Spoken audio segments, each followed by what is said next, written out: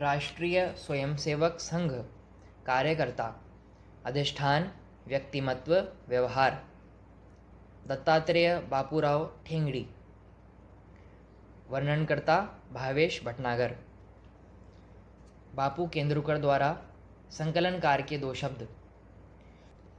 माननीय दत्तोपंत ठेंगड़ी जी के कुछ विचारों का संकलन संकेत रेखा इस नाम से करीबन 10 वर्ष पहले प्रसुत हुआ। उसमें लेखक इस नाते प्रस्तावना रूप कुछ लिखे ऐसा अनुरोध माननीय दत्तोपंत जी से किया गया था। प्रस्तावना तो आपने नहीं लिखी, प्रस्तावना के कुछ अनुरोध पर आपके मन में जो विचार आए वे आपने चंद शब्दों में व्यक्त किए हैं।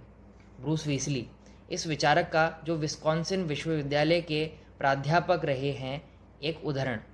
The author does not exist whose work cannot be improved by the constructive vigilance of an editor अपने स्मरण संपुट से दिया है। सारांश में बताना तो वह कहता है कि दुनिया में ऐसा कोई लेखक नहीं हो सकता जिसकी रचना में विधायक चिकित्सा के द्वारा सुधार नहीं आ सकता। यह उदाहरण देकर माननीय ठेंगड़ी जी ने कहा है कि इस उदाहरण का संकेत स्पष्ट है। माननीय ठेंगड़ी जी के अपने विचारों के संदर्भ में ऐसी ही बड़ी विनम्रता की भूमिका रहती है कि his is not the last word, आपके विचारों का संस्करण हो सकता है।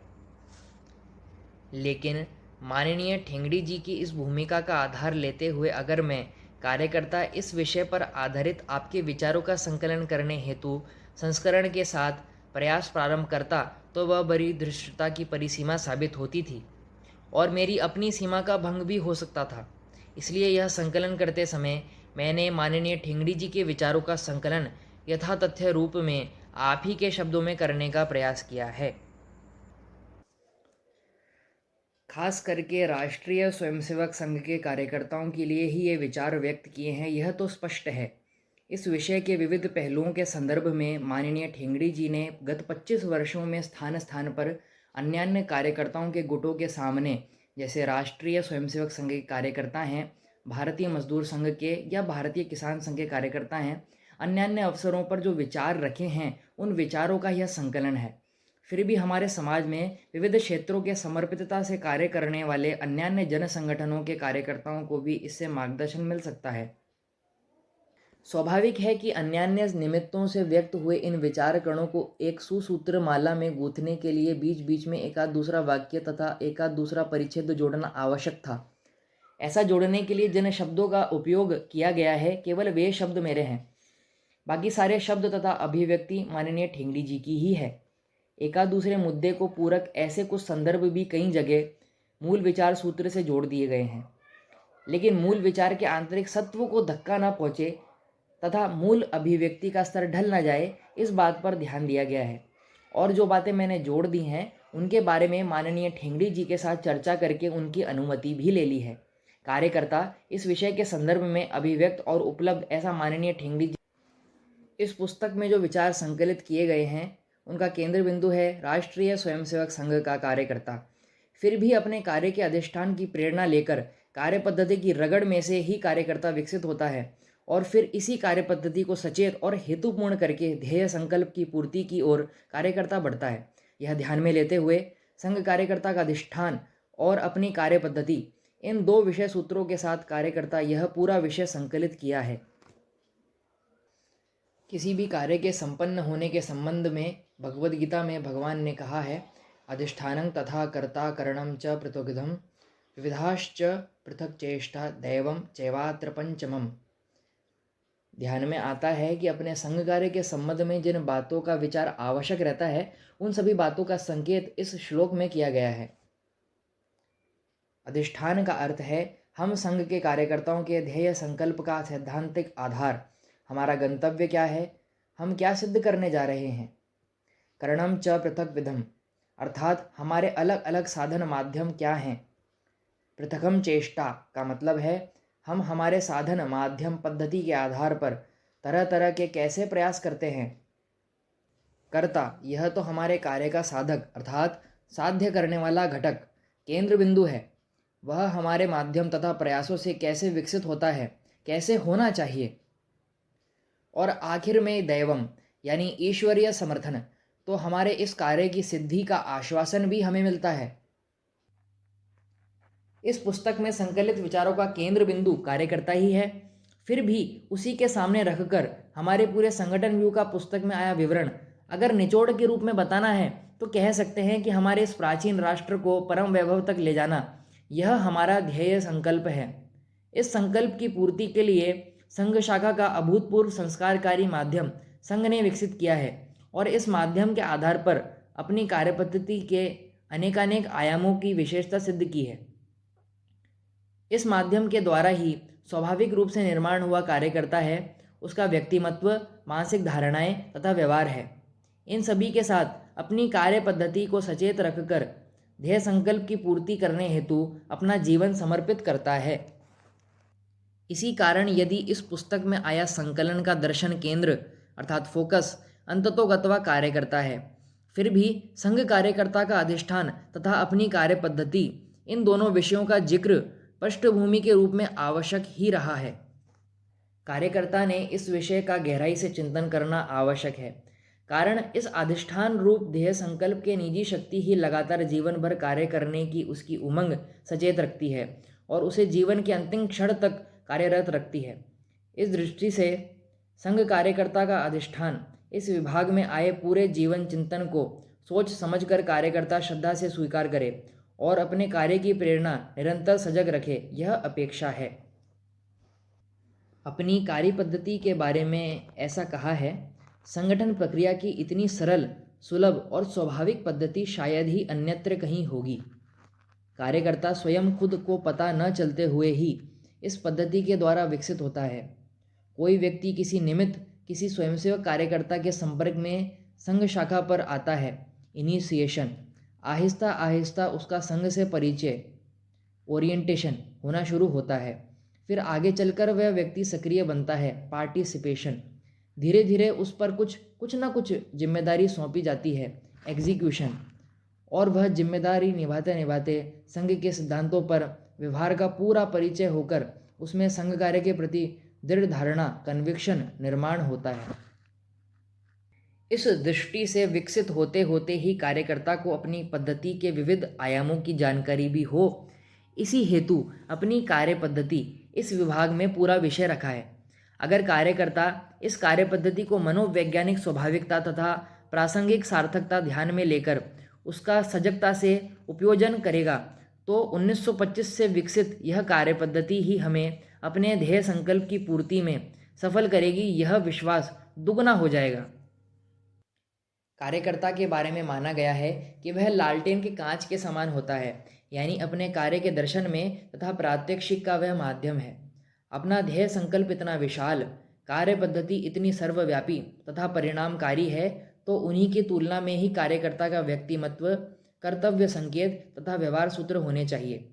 ऐसे ही सब पहलुओं का विचार मनोवैज्ञानिक गहराई से कार्यकर्ता इस कलश रूप विभाग में रखा है और इस पूरे विषय व्यू का केंद्र बिंदु जो कार्यकर्ता, उस पर विस्तार से प्रकाश डाला है। आशा है कि माननीय ठेंगड़ी जी के निरंतर चिंतन का आधारभूत ऐसा उन्हीं के शब्दों में प्रस्तुत किया हुआ यह विषय कार्यकर्ता के लिए व्यक्ति विकास, कर्तव्य संकेत तथा व्यवहार, इनके बारे में बहुत ही मार्गदर्शक रहेगा। इस दृष्टि से कार्यकर्ताओं के सम्मुख विषय रखने की माननीय ठेंगड़ी जी की जो शैली है, वह पूरा विषय आसानी से समझ पाने की दृष्टि से बहुत ही उपयुक्त है। मेरी दृष्टि से माननीय ठेंगड़ी जी के विचार प्रकटन की विशेषता है अन्यान्य विषयों का साधार और सोदाहरण विवेचन करने की आपकी पद्धति में। मूल विचार सूत्र के हर बिंदु के लिए विविध रूपेण बहुत ही मार्मिक, उद्बोधक उदाहरण आप देते हैं। उनसे विषय रोचक तो होता ही है और सुनने वालों या पढ़ने वालों के मन में विषय आसानी से उतरता भी है। आपके गहरे और व्यापक व्यासंग से ऐसे अनगिनत मार्मिक तथा महत्वपूर्ण संदर्भ उचित स्थान पर प्रस्तुत होते हैं। खास करके एकाध उदाहरण देते समय उसमें आए प्रसंग या संदर्भ जो चित्रमय रूप आप सादर करते हैं, उससे उदाहरण में अभिप्रेत तथ्य का मूर्तिमान रूप सामने खड़ा हो जाता है और बड़ी स्पष्टता से हम विषय समझ पाते हैं। हम ऐसा भी कह सकते हैं कि माननीय ठेंगड़ी जी दार्शनिक तो हैं ही, उससे भी अधिक मात्रा में आप भाष्यकार हैं। हमारी संस्कृति की यह विशेषता रही है, अपने अंतर्दर्शी प्रतिभा से आंतरिक प्रेरणा से प्रस्फुरित कितना भी मूलगामी विचार किसी भी दर्शनकार ने समाज के सम्मुख रखा होगा, तो भी किसी भी दार्शनिक ने अपने विचार बिल्कुल नए, स्वयंभू हैं, ऐसा दावा कभी नहीं किया। हर एक ने ऐसा ही कहा है कि पूर्व सूर्या ने बताए राह पर ही हम सत्य की खोज में आगे बढ़ रहे हैं। भाष्यकार तो केवल मूल विचार के विवरण की ही बात करता है। माननीय ठेंगड़ी जी की विचार प्रस्तुति में ये दोनों भूमिकाएं एक दूसरे में समाई हैं, ऐसा लगता है। स्वामी विवेकानंद, योगी अरविंद, पूजनीय गुरुजी जैसे महान दार्शनिकों ने अनेकानेक सूत्र रूप विचार हमारे सम्मुख रखे हैं। आज का वास्तव ध्यान में लेते हुए उन्हीं का युग संगत तथ्य अपनी खास शैली में माननीय ठेंगड़ी जी दोहराते हैं और उसको आसानी से ग्रहण करने में हमारी बड़ी सहायता करते हैं। लेकिन दोहराते समय एक दृष्टि से उस तथ्य पर जो भाष्य आप करते हैं वह विशेष महत्वपूर्ण तथा मूलगामी रहता है। जैसे कला क्षेत्र में हम देखते हैं कि आपके माध्यम से विशेषता से मूल जीवानुभव विविध रूपों में प्रकट होता है, वैसे ही भाष्यकार की भूमिका में मूल विचारों के अब तक अव्यक्त रहे ऐसे कई नए आयाम माननीय ठेंगड़ी जी ने अभिव्यक्त किए हैं। इसीलिए माननीय ठेंगड़ी जी के विचारों की महत्ता तथा विशेषता मूल बीज रूप विचारों में ही केवल नहीं है, बल्कि उनके प्रकटीकरण में भी है। आज के असुविधाजनक प्रतिकूल वायुमंडल में इस कार्य में पूरी ताकत अगर हमें लगानी है तो यह पूरा विचार व्यू हम स्वयं समझें और अपने साथियों को समझाएं, ताकि हर एक कार्यकर्ता अधिक समय, शक्ति और मानसिक तथा सैद्धांतिक प्रतिबद्धता के साथ इसी कार्य में जुटा रहे। कार्यकर्ताओं की सजग क्रियाशील उमंग के आधार पर ही राष्ट्र को परम वैभव तक ले जाने का हमारा वैश्विक ध्येयव्रत पूरा करने में हम सफल होकर रहेंगे ही। मेरा यह सौभाग्य है कि इस विषय का पूरा संकलन करने की अनुमति माननीय ठेंगड़ी जी ने दे दी। मैं मानता हूँ कि इस विषय के प्रति आपके मन में जो प्रतिबद्धता, जो लगन है, उसी के कारण यह सम्मति मिली है। मेरे लिए तो यह मौका परमानंद का रहा कि माननीय ठेंगड़ी जी के विचार विश्व में गहराई से अवगाहन मैं कर सका। मेरे प्रति आपके मन में जो आत्मीयता का परिचायक ऐसा जो अवसर आपने मुझे दिया है, उसके लिए बड़ी विनम्रता से अपने मन की कृतज्ञता का भाव मैं व्यक्त करता हूँ। मैं आशा करता हूँ कि मेरा यह प्रयास सफल रहे और इस पुस्तक के अध्ययन से हमारा अधिष्ठान, कार्य पद्धति तथा स्वयंसेवकों की प्रेरणा, मानसिकता और व्यवहार, इन विषयों के संदर्भ में राष्ट्रीय स्वयंसेवक संघ का कार्यकर्ता अधिक सचेत और सजग बने। बापू केंदुरकर। प्रस्तावना। माननीय दत्तोपंत ठेंगड़ी के विचारधन को प्रकाशित करने वाले पुस्तक की प्रस्तावना लिखने का साहस करना निरा औदित्य है। यह किसी छोटे से दीप द्वारा चराचर सृष्टि को अपने तेज प्रकाश से आप्लावित करने वाले भगवान सहस्र रश्मि की आरती उतारने जैसा है। मैं जानता हूँ कि यह घिसा पिटा दृष्टांत है, किंतु यही मेरी भावना को यथार्थता से प्रकट करता है। यह विचारधन राष्ट्रीय स्वयंसेवक संघ के संदर्भ में है। इसमें अधिष्ठान, कार्य पद्धति और कार्यकर्ता, इन तीन दृष्टियों से संघ की चर्चा की गई है। वैसे ये तीनों विषय हम लोगों के सामान्य परिचय के हैं, इनके साधारण अर्थ भी सभी को ज्ञात हैं, किंतु इन सर्वविदित सामान्य विषयों को माननीय दत्तोपंत की सर्वस्पर्शी प्रतिभा का स्पर्श होते ही वे एक नई प्रखरता, नया तेज और नया रूप लावण्य लेकर अपने सामने आते हैं। लोहे को भी सुवर्ण में परिणत करने वाली यह प्रतिभा जितनी अभिजात है, उतनी ही दत्तोपंत के प्रचंड अध्ययन और प्रगाढ़ चिंतन से यह वशीभूत है। सुप्रसिद्ध कश्मीरी साहित्य मर्मज्ञ मम्मट ने उत्तम काव्य की निर्मिति के 3 हेतु बताए हैं। मम्मट की भाषा में वे हैं शक्ति, निपुणता और अभ्यास। शक्ति माने स्वयंभू प्रतिभा, निपुणता आती है लोक व्यवहारों, काव्यों तथा शास्त्रों के निरीक्षण से, और अभ्यास होना चाहिए काव्य मर्मज्ञों की शिक्षा का। मम्मट के शब्द हैं शक्तिर्निपुणता लोक काव्य शास्त्राद्यवेक्षणात् काव्याज्य शिक्षयाभ्यास इति हेतुस्तदुद्भवे। काव्य प्रकाश प्रथम उल्लास। किंतु ये 3 अलग अलग नहीं हैं। ऊपर के कारिका लिखने के तुरंत बाद स्पष्टीकरण देते हुए मम्मट लिखते हैं इति हेतुः न हेतवः, मतलब है तीनों मिलाकर एक ही हेतु बनता है।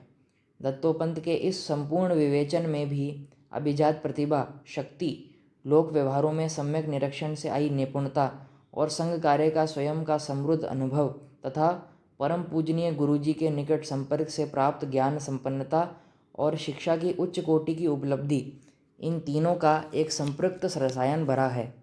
इस विवेचन में क्या नहीं है, सामान्य बुद्धि को चकित करने वाले सारे संदर्भ हैं। संदर्भों की व्याप्ति तथा विविधता अलौकिक है। अथर्ववेद से लेकर बाइबल तक, संत ज्ञानेश्वर से लेकर उमरख्याम तक, डायोजेनेसिस डेमोक्रेटिस से लेकर कार्ल मार्क्स तक, पतंजलि योग से लेकर इमर्सन कार्लाइल तक, कालिदास से लेकर टेनिसन तक, ईसा मसीह से लेकर मोहम्मद साहब तक, संत रामदास से लेकर जोसेफ मोजिनी तक, नारद भक्ति सूत्र से लेकर विष्णु गुणादर्श चंपू तक, गॉस्पेल ऑफ जॉन से लेकर शरू रागणेकर के वंडरलैंड ऑफ इंडियन मैनेजमेंट तक, अनेकों व्यक्तियों के संस्मरण तथा अनेकों ग्रंथों के उद्धरणों का रत्न भंडार इस करीब 250 पृष्ठों के ग्रंथ में विद्यमान है। दत्तोपंत आराम कुर्सी पर बैठकर विद्वता की उपासना करने वाले पढ़ाकू पंडित नहीं हैं, सक्रिय कार्यकर्ता हैं। संघ के प्रचारक, जनसंघ के संगठक, मजदूर संघ के संस्थापक, किसान संघ व स्वदेशी जागरण मंच, प्रज्ञा प्रवाह आदि मोर्चों एवं मंचों के सक्रिय मार्गदर्शक हैं। इन सब भूमिकाओं को एक व्यक्ति ने निभाना है, यही एक महान आश्चर्य है। यह सब करते हुए वे कब पढ़ते होंगे, पढ़ा हुआ कैसे ध्यान में रखते होंगे और यथा समय उसकी उपस्थिति कैसे होती होगी, इन सब प्रश्नों के उत्तर ढूंढने का प्रयास करेंगे तो अलौकिकता की परिधि में प्रवेश किए बिना चारा नहीं है। इस प्रकार की अलौकिकता से ओतप्रोत पुस्तक की प्रस्तावना लिखने के लिए प्रवृत्त होना, यह धृष्टता नहीं तो और क्या है।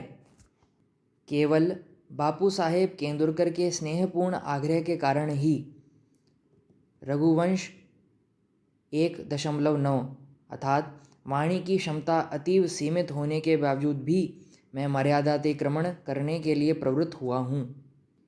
माननीय दत्तोपंत ने अपने विवेचन के लिए श्रीमद् भगवद गीता के 18वें अध्याय के 14वें श्लोक को आधार के रूप में लिया है। वह श्लोक है, अधिष्ठानम तथा कर्ता करणम च पृथोगिदम विविधाश्च पृथक चेष्टा दैवम चैवात्र पंचमम। कर्म सिद्धि के लिए अधिष्ठान, कर्ता, अनेकविध साधन, अनेक प्रकार की चेष्टाएं, ये 4 और 5वां दैव, ये 5 कारण होते हैं। इनमें पहले अधिष्ठान और 5वां दैव के अर्थों के संबंध में विभिन्नता हैं।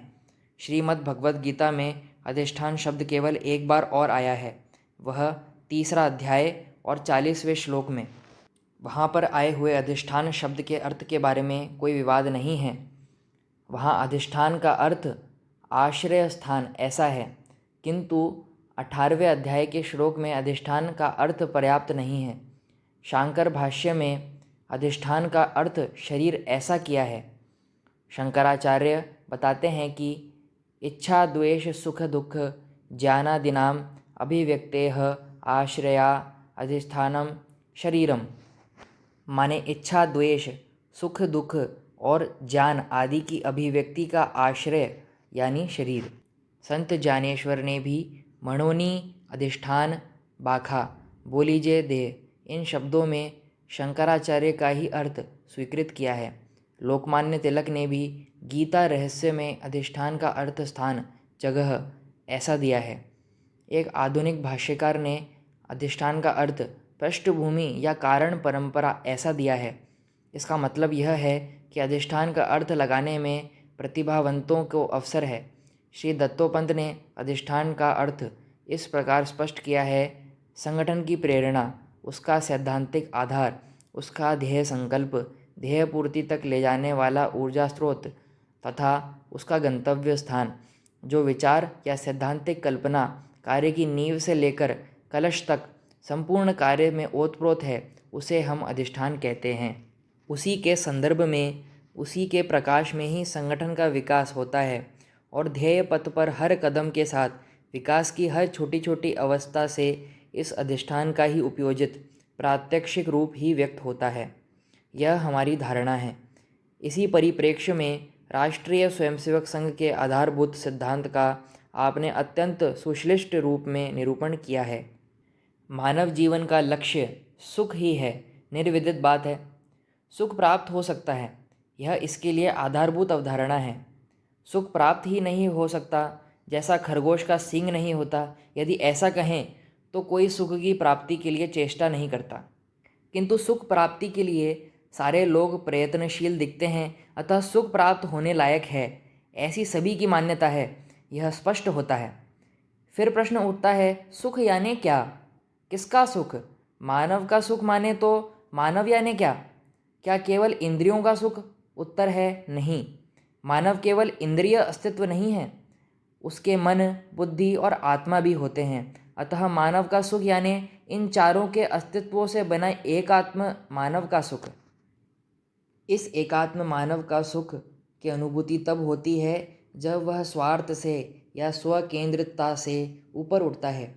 स्वकेंद्रितता से ऊपर उठा हुआ मानव व्यक्ति विश्वात्मा चेतना तक ऊंचा उठ सकता है। स्वार्थ से ऊपर उठ सकता है व्यक्ति क्रमशः परिवार, समाज, राष्ट्र, संपूर्ण मानवता, अंततः चराचर विश्व के साथ एकात्म हो सकता है। अतः ज्ञानेश्वर महाराज कह सकते हैं, जो जय माछिल तेते लाहो प्राणी जात, जिसे जिस बात की तमन्ना है वह उसे प्राप्त हो जाए। व्यक्ति का इस प्रकार का विकास धर्म के द्वारा ही हो सकता है।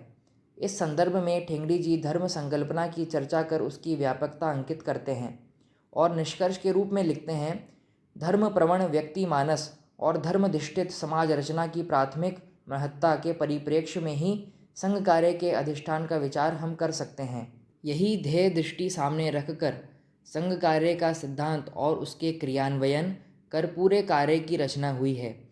इसी को राष्ट्रीय पुनर्निर्माण कहा गया है। इस प्रकार का राष्ट्रीय पुनर्निर्माण कैसे होगा, इस विषय में ठेंगड़ी जी राजसत्ता की भूमिका की विस्तृत चर्चा करते हैं और बताते हैं कि इसमें राजसत्ता गौण है। आवश्यकता है सामूहिक नैतिक नेतृत्व की तथा राष्ट्र चेतना युक्त समाज की तथा उसको संगठित करने की। इन दोनों के बीच राजसत्ता आएगी। संघ ने व्यक्तिगत मानस की चेतना कॉन्शियसनेस अधिकाधिक उन्नत करने का कार्य अपनाया है। इसी हेतु ही उसने अपना संस्थान पर शाखा की पद्धति अपनाई है। संस्थान पर योग्य संस्कार पाकर व्यक्ति समाज के विभिन्न क्षेत्रों में हिंदू जीवन पद्धति तथा जीवन मूल्य इनके आधार पर विविध स्वायत्त जन संगठनों का, संस्थाओं का, रचनाओं का निर्माण करेंगे। इसी के द्वारा युगानुकूलता से धर्म स्थापना और धर्माधिष्ठित समाज रचना होते हुए राष्ट्रीय पुनर्निर्माण का कार्य होगा। कार्य पद्धति, किंतु केवल ध्येय बताने से तो कार्य पूरा नहीं होता। ध्येय पूर्ति के लिए रास्ता भी बताना चाहिए। यह रास्ता यानी संघ की कार्य पद्धति है। श्रीमद् भगवद गीता की परिभाषा में कार्य पद्धति यानी करण है। यह करण है संघ शाखा, दैनंदिन संघ शाखा। यह साधन अतीव सरल, सुलभ और स्वाभाविक है। बाह्यतः इस साधन में आध्यात्मिकता का आविर्भाव नहीं है, किंतु स्वयं के परे जाना, निजी अहंकार को समष्टि में मिलाना, यही आध्यात्मिकता का बुनियादी आयाम है। तो शाखा व्यवहार से जो बंधुता का, सामूहिकता का, आत्मलोप करने का संस्कार होता है, वह आध्यात्मिक साधना ही है। इस संदर्भ में प्रचार माध्यमों की उपादेयता की अत्यंत मार्मिक चर्चा माननीय दत्तोपंत की है और निष्कर्ष के रूप में बताया है कि प्रचार द्वारा हृदय परिवर्तन नहीं हो सकता और संघ कार्य की सिद्धि के लिए न केवल मत परिवर्तन पर्याप्त है, बल्कि मन परिवर्तन भी आवश्यक है। और मन परिवर्तन के लिए प्रतिदिन हृदय पर संस्कार अंकित करने की आवश्यकता है। इस दृष्टि से संघ में नित्य और नैमित्तिक कार्यक्रमों की व्यवस्था है, किंतु कार्यक्रम यानी कार्य नहीं होता, यह बात भी ध्यान रखने की आवश्यकता है। संघ शाखा में लोग तो आते ही हैं, अन्यथा वह शाखा नहीं कहलाई जाएगी। किंतु लोगों को केवल एकत्र करना यानी लोक संग्रह नहीं, और उतने मात्र से शाखा भी नहीं बनती। संघ को संस्कार युक्त लोगों का संग्रह अपेक्षित है और ऐसी रचना भी अपेक्षित है जिससे हर एक काम के लिए व्यक्ति और हर एक व्यक्ति के लिए काम, यह बात सिद्ध हो सके। संस्थान यह संस्कारों की भूमि है, किंतु कौन सा संस्कार? सबसे मूलभूत संस्कार है पारिवारिक आत्मीयता का संस्कार। दत्तोपंत जी बताते हैं कि संघ कार्य पारिवारिक भावना पर ही अधिष्ठित है। इस संबंध में परम पूजनीय गुरुजी ने बाद में बने मद्रास के संघचालक वी राजगोपालाचारी के प्रश्नों के उत्तर में जो पत्र लिखा, उसका उदाहरण दत्तोपंत जी देते हैं। श्री राजगोपालाचारी ने पूछा था, What is your constitution? What type of organization it is? Is it a political organization or a social organization or a trade union? आपके संगठन का संविधान क्या है? किस प्रकार का यह संगठन है? राजनीतिक, सामाजिक या मजदूर क्षेत्र का? श्री गुरुजी ने अपने छोटे से उत्तर में लिखा, हमारा तो हिंदू पारिवारिक संगठन है। फर्क है वह केवल अंशात्मक है, गुणात्मक नहीं। Ours is a Hindu family organisation. The difference lies not in the type but in the degree. Shri Rajagopalachari का समाधान हुआ और वे मद्रास के पहले संघचालक बने। संघ के अनुशासन के बारे में बाह्य जगत में काफ़ी गलत धारणाएं हैं। संघ को ठीक ढंग से न समझने वालों को लगता है कि धाक से अनुशासन बनता है। मुझे एक प्रसंग स्मरण आता है। 1952-53 की बात होगी। गोहत्या बंदी का कानून सरकार बनाए, इस हेतु संघ के द्वारा हस्ताक्षर अभियान चलाया गया था। उसकी समाप्ति के बाद एक गौभक्त परम पूजनीय गुरुजी को मिलने आए और बात बात में उन्होंने कहा, गुरुजी, आप एक ऐसा आदेश निकालो कि संघ के स्वयंसेवक अपने घरों में डालडा वनस्पति का प्रयोग न करें। श्री गुरुजी ने उत्तर दिया, संघ में ऐसे आदेश निकालने की पद्धति नहीं है। तो उस गौभक्त को बड़ा आश्चर्य लगा। वह तुरंत बोला, आप क्या कहते हैं? मैं जहाँ जहाँ जाता हूँ और अपनी बात रखता हूँ तो उत्तर आता है कि संघ का आदेश होगा तब करेंगे, और आप कहते हैं कि संघ में आदेश दिया ही नहीं जाता। श्री गुरुजी ने उन्हें समझाते हुए कहा, देखिए, आदेश देने के लिए हमारे पास कौन सी शक्ति, सैंक्शन है? हमने आदेश दिया और उन्होंने नहीं माना तो हम उनको कौन सा दंड दे सकते हैं? अतः हम आदेश नहीं देते। उस व्यक्ति का फिर प्रश्न आया कि संघ में यह जो अनुशासन देखने को मिलता है वह कैसे आया है? हंसते हुए श्री गुरुजी ने कहा, संस्थान पर हम विशिष्ट पद्धति से कार्यक्रम करते हैं, उनसे एक वातावरण बनता है और उस वातावरण में से स्वयंसेवक अनुशासन सीख लेते हैं। उस व्यक्ति का समाधान हुआ और वह मौन हो गया। तथापि केवल वातावरण से अपेक्षाकृत फल नहीं मिलता। वातावरण तो आवश्यक ही है, किंतु उसके साथ साथ प्रत्यक्ष उदाहरण भी आवश्यक होता है। संघ के उच्चतम अधिकारी भी अनुशासन का पालन करके अपना उदाहरण प्रस्तुत करते आए हैं। इससे अनुशासन निर्माण हुआ है और टिका भी है। दत्तोपंत ने इसी को पारिवारिक अनुशासन कहा है। वे कहते हैं, बहुत सारी संस्थाएं व्यक्ति प्रधान होती हैं। एक व्यक्ति के बड़प्पन के लिए संस्था चलती है। एक नेता, अन्य सब अनुयायी होते हैं। एक आदेश देता है, अन्य सब उसका पालन करते हैं। हमारा उद्देश्य देशव्यापी संगठन खड़ा करना है, और वह भी ऐसे व्यक्तियों का जिनमें सोचने, समझने, कार्य करने और समाज को नेतृत्व प्रदान करने की क्षमता है। ऐसा संगठन किसी एक व्यक्ति के आदेश से नहीं चल सकता। स्वयं प्रेरणा से अनुशासन की स्वीकृति आवश्यक होती है। समन्वय संघ की कार्यपद्धति में है। इसी कार्यपद्धति से संघ का ध्येय पूर्ण होगा। यह विश्वास तत्वपंत ने बड़े ही आत्मविश्वास के साथ प्रकट किया है। हमारा विश्वास है कि समाज संगठन तथा राष्ट्रीय पुनर्निर्माण का अपना ध्येय प्राप्त करने की दृष्टि से संघ की कार्यपद्धति स्वयं पूर्ण है। उसे दूसरी किसी भी पूरक कार्यपद्धति की आवश्यकता नहीं है। इसकी कोई वैकल्पिक पद्धति हो नहीं सकती। कार्यकर्ता। संघ की संपूर्ण रचना में कार्यकर्ता का सर्वाधिक महत्व है।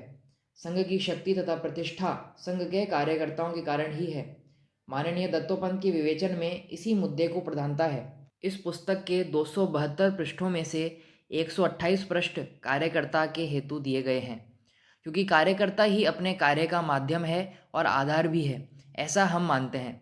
अपेक्षित गुणों से युक्त कार्यकर्ता का निर्माण हो, इसी हेतु संघ की कार्य पद्धति का निर्माण हुआ है। संघ ने कार्यकर्ताओं के प्रशिक्षण के लिए विद्यालय नहीं खोले, न उस हेतु पुस्तकें लिखीं, किंतु कार्यपद्धति का ढांचा ही इस प्रकार बनाया गया है कि कार्यकर्ता स्वयं न जानते हुए भी विकसित हो जाता है। सबसे अच्छी शिक्षा प्रणाली कौन सी है, ऐसा मुझसे कोई प्रश्न करेगा तो मेरा उत्तर रहेगा कि जिस प्रशिक्षा प्रणाली में विद्यार्थी को ऐसा नहीं लगता है कि कोई हमें ज़बरदस्ती सिखा रहा है और फिर भी उसे शिक्षा प्राप्त होती है, वह प्रणाली सर्वोत्तम है। देशभक्ति शून्य, जाति भेदग्रस्त, स्वार्थपरायण हिंदू समाज को डॉक्टर हेडगेवार यदि ऐसा आह्वान करते कि हिंदुओं, आप में इतने दोष हैं, आइए हमारी शाखा में, मैं आपके दोष हटाकर आपको देशभक्तिपूर्ण, समतायुक्त और निस्वार्थ सेवक के रूप में परिवर्तित करने का दावा करता हूँ, तो एक भी व्यक्ति संस्थान पर कदम नहीं रखता। उल्टा उल्हाना देते कि भले आए हमें देशभक्ति और निस्वार्थ सेवा भाव सिखाने वाले। डॉक्टर हेडगेवार समाज का यह मानस शास्त्र जानते थे, अतः उन्होंने लोगों को खेलने के लिए बुलाया, दंड आदि शारीरिक कार्यक्रम करने की शिक्षा दी और इन कार्यक्रमों की तथा कुल वातावरण की ऐसी रचना की कि संघ के इन सामान्य कार्यक्रमों से देव दुर्लभ कार्यकर्ता तैयार हुए। एक बार परम पूजनीय गुरुजी को सेना के एक वरिष्ठ अधिकारी ने पूछा कि जो साहस का कार्य करने के लिए हमारे पेशेवर सैनिक भी कतराते हैं, वह आपके स्वयंसेवक कैसे कर जाते हैं? आप उन्हें कौन सी शिक्षा ट्रेनिंग देते हैं? तो श्री गुरुजी ने उत्तर दिया, हमारी कबड्डी से यह साहस आता है। संघ की कार्यपद्धति की विशेषता यह है कि मैन विथ कैपिटल एम बन जाता है। अपने विस्तृत विवेचन में दत्तोपंत कार्यकर्ता के अनेकानेक गुणों की तथा खतरों की बड़ी मूलगामी और व्यापक चर्चा करते हैं। यह चर्चा इतनी गहन और सभी संगठनों के लिए हितप्रद है कि सभी ने उसको अवधानपूर्वक पढ़ना चाहिए और उस पर मनन करना चाहिए। किसी भी कार्य की सही पहचान सिद्धांत फिलॉसफी से या कार्यपद्धति मेथोडोलॉजी से नहीं होती, वह कार्यकर्ता से होती है। श्री ठेंगड़ी एकनाथ जी रानडे को उद्धृत करते हैं। एकनाथ जी ने कहा है, कार्य और कार्यकर्ता में इतना अनिवार्य संबंध है कि मैं यदि किसी कार्यकर्ता को देख लेता हूँ तो उसके स्वभाव गुण दोष आदि पूरी तरह समझ लेता हूँ, तो फिर उसके कार्य क्षेत्र में न जाते हुए भी कार्य क्षेत्र का पूरा पता चलता है। श्री ठेंगड़ी जी लालटेन की कांच का उदाहरण देते हैं। कांच लगने से पवन का झोंका आ गया तो भी वह ज्योति बुझेगी नहीं, हमको अच्छा प्रकाश मिलता रहेगा। इस कांच से हम ज्योति को भी देख सकते हैं, लेकिन कांच पर यदि धूल जम गई तो न प्रकाश अच्छी तरह से बाहर आएगा, न हम ज्योति को देख सकेंगे। कार्यकर्ता भी कांच के जैसा निष्कलंक और पारदर्शी होना चाहिए। संघ के संस्कारों के कारण ध्येय प्राप्ति की तीव्र इच्छा स्वयंसेवकों के मन में पैदा होती है और परिणाम स्वरूप अपने निजी जीवन के बारे में वह निर्णय करता है कि हम इस कार्य में जुट जाएंगे। कार्यकर्ता का निजी आंतरिक संगठन ठीक बन गया कि फिर वह पीछे नहीं देखता, निराश नहीं होता और वह आगे ही बढ़ता है। कोई प्रश्न पूछेगा कि कार्यकर्ता ने हमेशा दूसरों के, समाज के हित की ही चिंता क्यों करनी चाहिए? ठेंगड़ी जी का उत्तर है, the best should suffer so the rest में प्रॉस्पर। कार्यकर्ता के लिए आत्मविश्वास सबसे महत्व का गुण है। ध्येय के साथ एकात्म होने से आत्मविश्वास निर्माण होता है और आत्मविश्वास मन को प्रभावित करने लगा कि मनुष्य संकटों में भी अडिग रहता है। दत्तोपंत ने मुद्रा राक्षस नाटक में आर्य चाणक्य की एक उक्ति का जो उदाहरण दिया है वह एकदम सही है। अनेक लोग चाणक्य को छोड़कर चले गए, किंतु चाणक्य निराश नहीं हुए और बोले, एको केवल मर्त साधन विद्यो सेना शतेभ्योदिका नंदोन्मुलन दृष्टवीर्य महिमा बुद्धिस्तु माँ गानमम। सैकड़ों सैन्य दलों से भी बढ़कर जो मेरी बुद्धि है, जिसकी महिमा नंदों के साम्राज्य को समाप्त करने के समय लोगों ने देखी है, वह मेरी बुद्धि केवल न जाए। पहले महायुद्ध में एक छोटे फ्रेंच सेना अधिकारी की हिम्मत का उदाहरण ठेंगड़ी जी ने दिया। उस अधिकारी ने सेनापति को संदेश भेजा कि my right recede, my centre gives way, situation is excellent, I shall attack.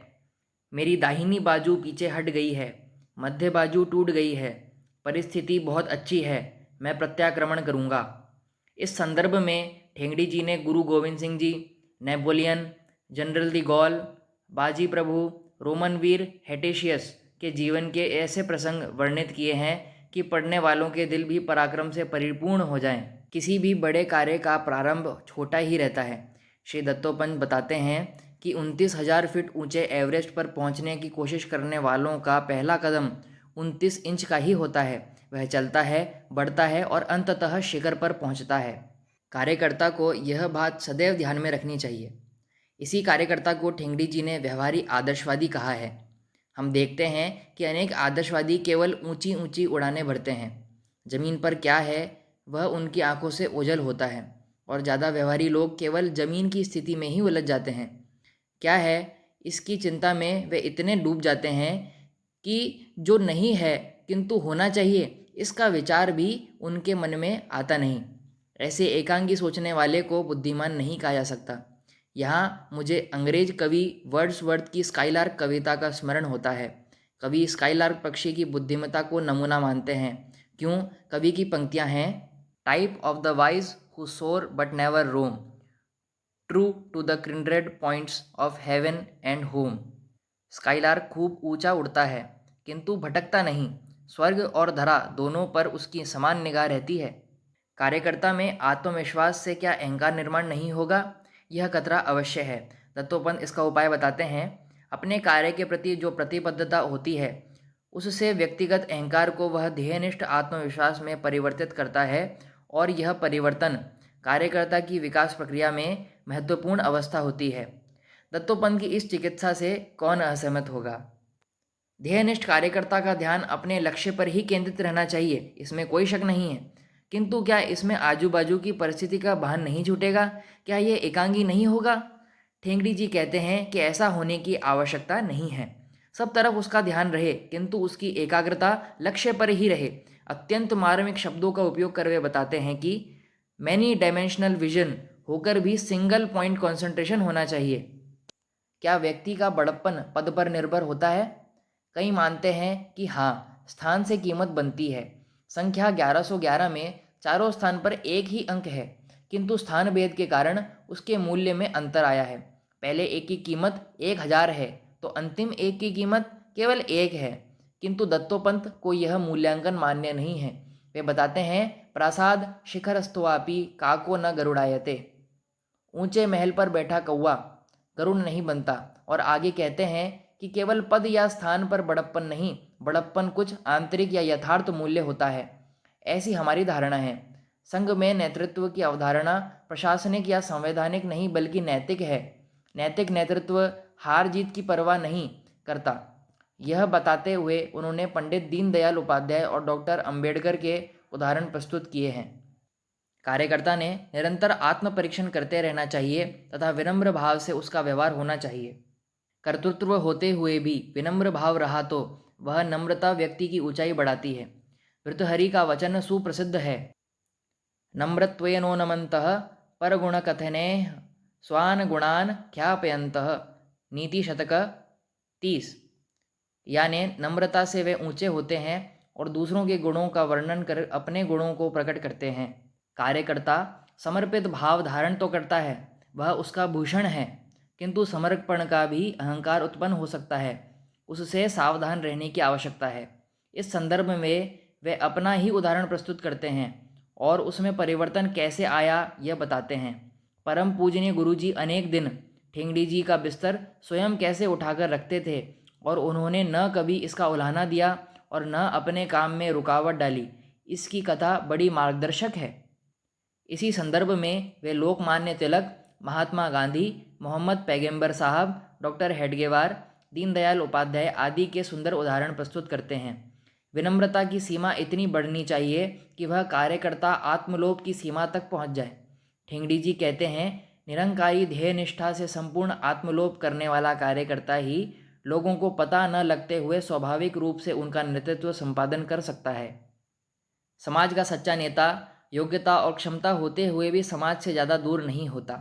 वह इतनी ही दूरी रखता है कि समाज को ऐसा लगे कि हम उसकी बराबरी कर सकते हैं। बाला साहेब देवरस ने डॉक्टर हेडगेवार के बारे में यह कहा था कि हमें हमेशा ऐसा ही लगता था कि डॉक्टर जी हमसे केवल 2 कदम आगे हैं।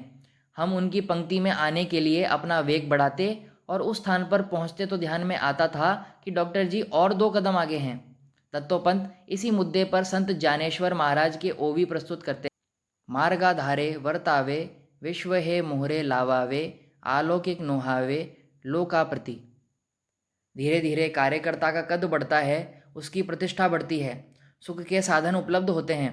कुछ लोग जानबूझकर ऐसे साधनों को ला देते हैं, फिर उन साधनों का ही लालच निर्माण होता है। ऋषियों की तपस्या में बाधा डालने के इंद्रदेव के हथकंडे सर्वविदित हैं। अतः कार्यकर्ता ने साधनों की विपुलता से संभवनीय स्खलन से बचना चाहिए। पंडित द्वारका प्रसाद मिश्र ने ठेंगड़ी जी को बताया था कि किसी संस्था को अधपतित करने का उपाय है वहाँ सुख परस्त कार्यकर्ता, कंफर्ट लविंग कैडर और प्रतिष्ठाग्रस्त नेता, स्टेटस कॉन्शियस लीडर निर्माण करना। ठेंगड़ी जी चेतावनी देते हैं कि कार्यकर्ताओं के कार्य के विकास के कारण प्राप्त होने वाली सुविधाओं में निहित हित संबंध निर्माण होते हैं और वे व्यवस्थाएं वैसी ही बनी रहने में भी हित संबंध निर्माण होते हैं। वास्तव में ऐसे सभी व्यवस्थाओं का तथा सुविधाओं का अपने कार्यवृद्धि के लिए उपयोग करते समय भी न उसके प्रसंगवशात अभाव के कारण मजबूरी निर्माण होनी चाहिए, न तो उन सुविधाओं का मोह भी होना चाहिए। अगर यह नहीं हुआ तो एक तो प्राप्त हुए पद के अहंकार के कारण या सुविधाओं के मोह के कारण प्रमुख कार्यकर्ता अपना स्थान बनाए रखने के लिए चतुराई के प्रयोग करता है। इस पर और अधिक टिप्पणी की आवश्यकता नहीं। माननीय दत्तोपंत प्रदीर्घ काल से कार्य करता रहे हैं। उनके अनुभवों का निचोड़ इस पूरे प्रकरण में है। वह मूल में ही पढ़ना चाहिए। मुझे तो यह संपूर्ण पुस्तक एक उपनिषद की भांति प्रत्यक्ष अनुभूति से प्राप्त मौलिक ज्ञान से ओतप्रोत लगती है। हाँ, उपनिषद, संघोपनिषद।